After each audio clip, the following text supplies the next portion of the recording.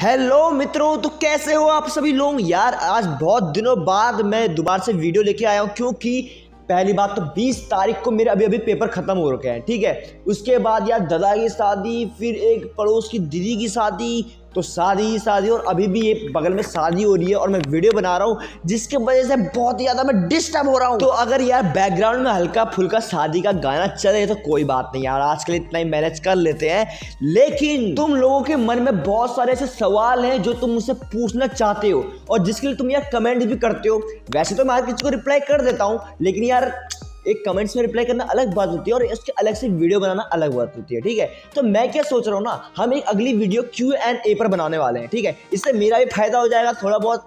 अरे अच्छी वीडियो बना दूंगा, एक तो टॉपिक कंटेंट मिल जाएगा, ऊपर से यार जो आपके मन में सवाल है तो मुझसे पूछना चाहते हो वो पूछ सकते हो। ठीक है, और कभी ना थोड़ा अच्छे क्वेश्चन पूछना। मेरी पहली Q&A वीडियो बनने वाली है और अभी अब टाइम आ गया है कि मुझे भी कुछ यूट्यूब में बड़ा करना है। तो मैं क्या सोच रहा हूँ ना, तुम मुझे कुछ ऐसे कंटेंट बताओ, कुछ ऐसी वीडियो बताओ जो तुम अच्छे से देखना चाहते हो, मतलब तुम्हें उसमें मजा भी आए देखने में, और सिर्फ तुम ही नहीं उसको बहुत सारे लोग भी देखना पसंद करें। और जो लोग चैनल में नए हैं यार, वो प्लीज सब्सक्राइब करो। भाई लोगों का चैनल है यार, आप सबकी मैं सुनता हूँ और जैसा यूट्यूबर नहीं हूँ कि आप कमेंट्स कर दोगे, मैं रिप्लाई करता, हर एक कमेंट्स रिप्लाई करता हूँ, क्योंकि मैं आपको अपना फैन नहीं, मैं अपना भाई समझता हूं। और ये चैनल मेरा नहीं है, ठीक है, इसमें तुम जो वीडियो बोलते हो मैं वही वीडियो बनाता हूँ यहाँ पर।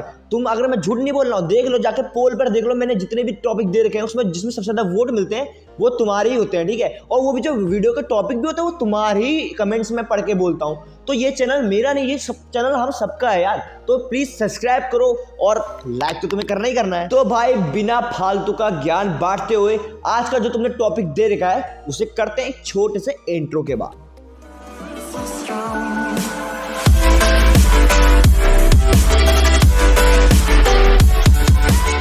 तो आज हम देखने वाले हैं strongest demon in different mythologies. तो भाई सबसे पहली बात तो ये है कि हमारे यहाँ 4 तरह के युगास माने जाते हैं। ठीक है, एक सबसे पहला जो था सतयुग था, जिसमें हमारे खुद गॉड अर्थ पर रहते थे। उसके बाद आया त्रेता युग, फिर आया द्वापर युग, और अभी चल रहा है कलयुग। तो भाई सबसे पहले हम ये देख लेते हैं कि किस युग में सबसे खतरनाक डीमन रहते थे, सबसे स्ट्रॉन्गेस्ट डीमन रहते थे। तो भाई देखो, सतयुग सबसे पहले आया था और उस युग में इतने खतरनाक डीमन रहते थे कि कोई देवता कोई भी उनको नहीं मार सकता था, सिर्फ गॉड के अलावा, वो भी त्रिदेव गॉड के अलावा। ठीक है, और गॉड और उनके पुत्र हो गए, बेटे हो गए, और उनकी पत्नियां हो गई। ठीक है, इनके अलावा कोई भी नहीं मार सकता, इतने खतरनाक थे। कुछ तो ऐसे थे जो वरदान लेके खुद उन्हीं पर वरदान ट्राई करते थे अपना। जैसे कि तुमने एक बार सुना होगा यार, एक भस्मासुर था जिसने भगवान शिव से ये वरदान लिया था कि वो किसी के सर पर भी हाथ रखेगा तो वो मर जाएगा। जैसे भगवान शिव ने उसको ये वरदान दिया और उसने खुद ही ट्राई करना चाहा, खुद भगवान शिव पर। तो मतलब यहाँ पर एक पैराडॉक्स क्रिएट हो जाता है कि भगवान शिव तो कभी मर नहीं सकते हैं, और लेकिन वो जिस पे भी हाथ रखेगा वो मरेगा, वो ऐसा खुद भगवान शिव ने कहा था। तो इस वजह से भगवान शिव वहां से चले गए थे। बहुत लोगों को अभी भी लगता है कि यार भगवान शिव वहां से डर के भाग गए थे। इस पैराडॉक्स से बचने के लिए भगवान शिव वहां से चले गए। लेकिन भाई एक बात पर ध्यान देना, ये भस्मासुर को भी सुपर पावर्स खुद से भगवान नहीं दी थी, और भगवान उसको तब भी मार सकते थे, लेकिन भगवान की बोली हुई बात गलत साबित हो जाती, इसलिए शिव भगवान वहां से चले गए थे। ठीक है, अब एक बात यहाँ पर तुम जान लो कि भस्मासुर के पास खुद की अपनी कोई एबिलिटी नहीं थी, खुद की अपनी कोई पावर नहीं थी। हाँ, ये बात अलग है कि राक्षस के पास अपनी फिजिकल स्ट्रेंथ बहुत ज्यादा होती है, देवताओं से भी ज्यादा होती है, जैसे कि मैंने अपनी कॉपी में बता भी रखा है। तो मैं आप सभी लोगों को हर डिफरेंट युगास से 5 स्ट्रॉन्गेस्ट डीमन के नाम बताऊंगा। ठीक है, जिसमें हमारा सबसे 5वें नंबर पर यही भस्मासुर आता है। तो मैंने 4थे नंबर पर रखा है हिरण्यकश्यप को। हिरण्यकश्यप उस समय में इतना ताकतवर राक्षस था कि उसको हराने वाला कोई भी देवता नहीं था। मतलब कि उसको हराने के लिए खुद विष्णु भगवान को नरसिम्हा का रूप लेके आना पड़ा था। और हिरण्यकश्यप ने तो भाई दूसरों को मार के खुद की पूजा करने का भी ऑर्डर दे दिया था। जो उसकी पूजा नहीं करता था ना, वो उसको मार देता था। उसका खुद का बेटे ने उसकी पूजा करने से मना कर दिया। उसने उसको अपने खुद के बेटे को मारने की बहुत कोशिश करी, लेकिन दुश्मन चाहे कितना भी ताकतवर हो, भगवान के सामने उसकी कोई औकात नहीं है। और भाई तीसरे नंबर पर आता है दुर्गमासुर। इसको तो कोई भी जानता होगा यार, तभी तो माता का नाम दुर्गा माता पड़ा था इसी राक्षस को मारने के बाद। और भाई तुम्हें पता है एक बात, कि राक्षस जब मरते रहते ना, दूसरे राक्षस सीखते हैं कि वो राक्षस किसके हत्या मरा था, विष्णु भगवान के हत्या। तो ये लोग अगला वरदान ऐसा मांगते हैं कि मेरी विष्णु भगवान के हत्या से मौत ही ना हो।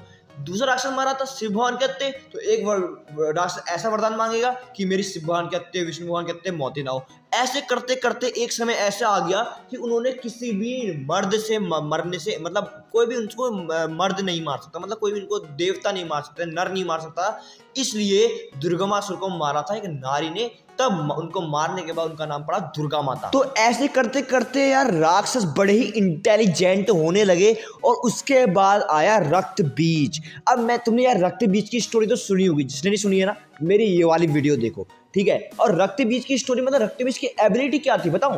देखो रक्त बीज को अगर तुम मारोगे और उसमें जितना भी खून निकलेगा ना, उसके खून से उतने ही रक्त बीज बन जाएंगे, मतलब उतने ही रक्त बीज और बन जाएंगे, क्योंकि उसका रक्त एक बीज का काम करता था। जैसे पेड़ के बीज डालेंगे हम, पेड़ निकल के आता है, वैसे ही रक्त बीज। और उसने त्रिदेवों से अमरता का वरदान मांगा, और सभी को पता था कि अगर इनको अमरता का वरदान दे दिया तो फिर गड़बड़ हो जाएगी, इसलिए उन्होंने इनको अमरता का वरदान तो नहीं दिया, लेकिन इसको वरदान दे दिया जो ये मांगना चाह रहा था। और इसने पता क्या मांगा?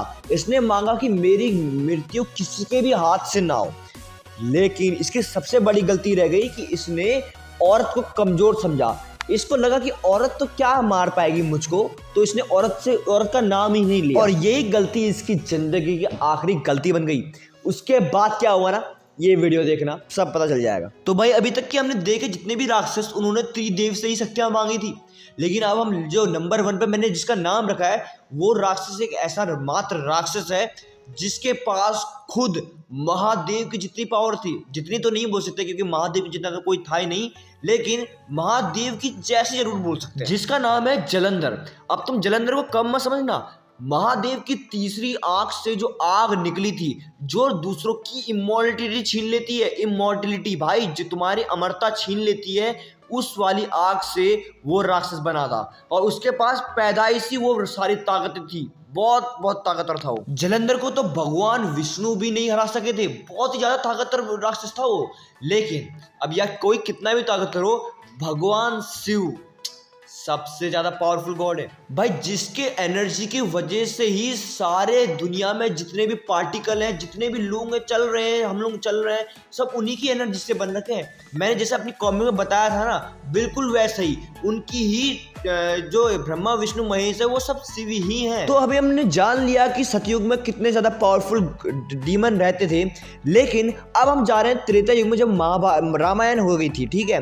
तो अभी एक बात ध्यान रखना कि सतयुग से थोड़े कम पावरफुल थे रामायण के टाइम में, क्योंकि सतयुग जब एंड हुआ था ना, तो भगवान ने सभी जो खतरनाक राक्षस थे उनको नरक में भेज दिया। तो हम देखते हैं भाई रामायण में कौन कौन से सबसे स्ट्रॉन्गेस्ट डीमन थे, ठीक है। तो सबसे हमारे 5वें नंबर पर आती है शूर्पणखा। तुम्हें सबको पता होगा यार, रामायण में हम जाते भी है शाम रात को देखने के लिए, ये दशहरे के टाइम होती है रामायण, तब रामायण होती है, तो हमने देखा था कि जिसकी नाक काट देते हैं लक्ष्मण जी, वो शूर्पणखा है। लेकिन उसमें यार हम उसकी एबिलिटीज तो नहीं जानते, लेकिन या तुम एक बात ढूंढ लो कि शूर्पणखा बहुत ही ज्यादा स्ट्रॉन्ग डीमन थी। तो अगले नंबर पर है कुंभकर्ण, जो 6 महीने खाता था, 6 महीने सोता था। कुंभकर्ण के बारे में तो यार तुम सभी लोग जानते होंगे। और कुंभकर्ण की बात था मेघनाथ, सबसे ज्यादा पावरफुल। मेघनाथ को इंद्रजीत भी बोला जाता है, उसने यार देवताओं को हराकर इंद्र की पोजीशन ले ली। और मैंने इसके अगले नंबर पर ले लिया है बाली को। और तुम लोग सोच रहे हो यार बाली तो ब्रह्मा जी का बेटा था, तो उसको तब भी राक्षस के इसमें क्यों रखा? देखो राक्षस वो नहीं होता, राक्षस का मतलब है जो बुरा आदमी है, और तुम्हें पता है यार बाद में बाली बहुत ही बुरा बन चुका था। लेकिन मैंने बाली को मेघनाथ से भी आगे क्यों रखा है? क्योंकि यार बाली के पास एक एबिलिटी थी, वो जिससे भी लड़ेगा ना उसकी 50% एनर्जी को अपने अंदर एब्जॉर्ब कर लेता था। फिर एक बार रावण भी उससे लड़ने को आया था, माना कि रावण बहुत ज्यादा पावरफुल है, लेकिन उसने 50% एनर्जी अपने अंदर एब्जॉर्ब कर लिया और रावण भी उसके सामने फीका पड़ गया। और हमारा रामायण का सबसे बड़ा विलन है रावण। अब भाई रावण तो बहुत ही ज्यादा सर्वशक्तिमान था, साथ में बुद्धिमान था, लेकिन अच्छा आदमी नहीं था। बहुत लोगों को यार अभी ये लगता है कि रावण बहुत अच्छा आदमी था, बस उसने एक गलती कर दी, सीता माता का अपहरण कर दिया। वो बेवकूफ लोगों को समझाना हमारा काम नहीं है। तुम लोग बहुत सारे रील्स भी देखते होगे ना, उसमें देखा होगा यार तुम रावण की वो अच्छी बातें बताते हैं। देखो रावण बुद्धिमान था, बुद्धिमान होने का मतलब नहीं कि वो अच्छा आदमी हो जाए, ठीक है। रावण बुद्धिमान था, बहुत ही उसको 4 वेदों का ज्ञान था, लेकिन वो अच्छा आदमी नहीं था। अब हम देखते हैं भाई महाभारत के टाइम पर कौन कौन सबसे खतरनाक राक्षस था। अब देखो राक्षस का मतलब यहाँ पर उस समय तो ऐसे कोई राक्षस होते नहीं थे, लेकिन यहाँ राक्षस का मतलब ये है कि कौन बुरी साइड से लड़ रहा था। जैसे बुरी साइड से मतलब कि दुर्योधन जो उसका लीडर था, दुर्योधन की साइड से लड़ रहा था द्रोणाचार्य, अश्वत्थामा, कर्ण और भीष्म पितामह। अब देखो ये तो बुरे नहीं थे, लेकिन यार इनको हमें कुछ ना कैटेगरी में रखना पड़ेगा। तो इनमें से सबसे 5वें नंबर पे है दुर्योधन, जिसको तुम लोग कम मत समझना, बहुत ही ज्यादा पावरफुल था। हाँ ये बात अलग है कि वो पांडवों से ज्यादा पावरफुल नहीं था, लेकिन वो बहुत ही ज्यादा पावरफुल था। द्रोणाचार्य जो खुद एटम बम जैसे मतलब जिसे ब्रह्मास्त्र बोलते हैं वो खुद बनाते थे ऐसे मिसाइल, जिसको श्री कृष्ण भगवान ने थोड़ा सा गड़बड़ करके मारा था। ध्यान देना वो इतने ज्यादा पावरफुल थे ना कि श्री कृष्ण भगवान ने थोड़ी सी चालाकी दिखा के उनको मारा था, वरना उनको मारना बिल्कुल ही इम्पॉसिबल था। उसके बाद था अश्वत्थामा। अश्वत्थामा तो तुम्हें पता है अभी भी जिंदा है, लेकिन वो बहुत ही बेकार था और बहुत ही ताकतवर था। और उसके बाद पांडवों से सबसे ज्यादा पावरफुल कर्ण। अगर कर्ण के पास उसके कवच और कुंडल होते तो उसको कोई भी नहीं हरा सकता था, यहाँ तक कि श्री कृष्ण भगवान भी उसको नहीं हरा सकते थे, क्योंकि यार उसके कर्ण कवच के पास इतनी ज्यादा पावर्स थी कि उसको कोई मार भी नहीं सकता था। और हमारी इस लिस्ट के सबसे नंबर 1 पे है भीष्म पितामह। भाई भीष्म पितामह को अगर शिखंडी नहीं मारती तो उनको मारने वाला कोई पैदा भी नहीं हुआ था। वो तो उन्होंने कुछ करा ही नहीं, खुद तीर खा लिए, वरना कोई भी उनको मार नहीं सकता था। भीष्म पितामह तो इतने ज्यादा पावरफुल थे कि श्री कृष्ण भगवान को उनको मारने के लिए अपनी प्रतिज्ञा भी तोड़ने वाले थे। वो तो बाद में अर्जुन ने उनको अपनी प्रतिज्ञा तोड़ने से बचा लिया। तो हमारी इस वीडियो में यार मैंने 3 युगों की तो बात कर ली है। अब हमारा हाथ में आता है लास्ट में कलयुग का सबसे खतरनाक डीमन कौन है, वो सभी लोग जानते हैं। कलिराज को कहा जाता है कि वो होगा सबसे खतरनाक डीमन, लेकिन मैं अभी ये नहीं बात कर रहा हूँ, ठीक है। मैं बात कर रहा हूँ अभी के टाइम पर। तुम लोग मुझे बताना सबसे खतरनाक डीमन कौन है। अब डीमन का मतलब ये नहीं कि बहुत ही बड़ा कोई बड़ा सा आदमी, नहीं, डीमन का मतलब ये कि अभी इस टाइम पर कौन सबसे बुरा है, ठीक है। ये तो मुझे कमेंट्स में लिख के बताना। और तुम्हें मैंने बताया कि हमारी अगली वीडियो Q&A पर रहने वाली है, तो अच्छे सवाल पूछो यार, और हम अगली वीडियो थोड़ा सा फनी वे में बनाएंगे। तो मिलते हैं अगली वीडियो के साथ, तब तक के लिए ओके बाय।